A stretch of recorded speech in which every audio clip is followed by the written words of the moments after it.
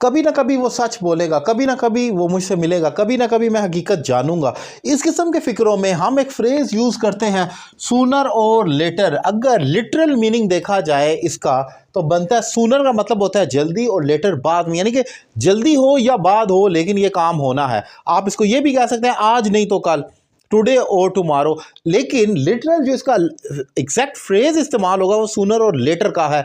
ये किस तरीके से इस्तेमाल होगा इसको डिफाइन करूंगा। अगर आपको मेरे पढ़ाने का तरीका पसंद आए तो आप मुझसे ऑनलाइन इंग्लिश लैंग्वेज कोर्स भी कर सकते हैं, एक रीजनेबल फी पे कर पाकिस्तान में या पाकिस्तान से बाहर किसी भी जगह से।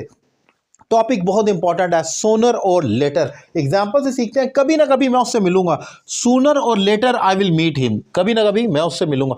यहां पर याद ये रखना है कि सूनर और लेटर आमतौर पर फ्यूचर में ही डील करेगा, ये प्रेजेंट में नहीं हो सकता। आप ऐसे नहीं कह सकते कभी ना कभी मैं उससे मिलता हूं।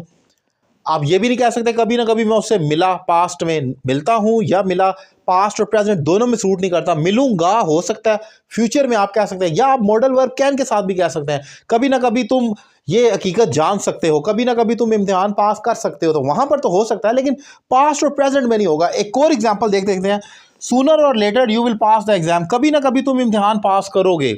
अब जब आपने कहना हो कि फ्यूचर की बात कर रहे हैं तो कभी ना कभी तो तुम कर लोगे इम्तिहान पास। कोई शख्स बहुत मेहनत कर रहा है तो आप कहेंगे sooner or later you will pass the exams.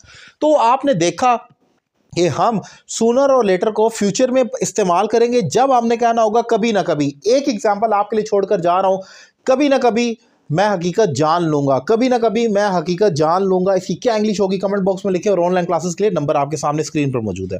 Thank you very much.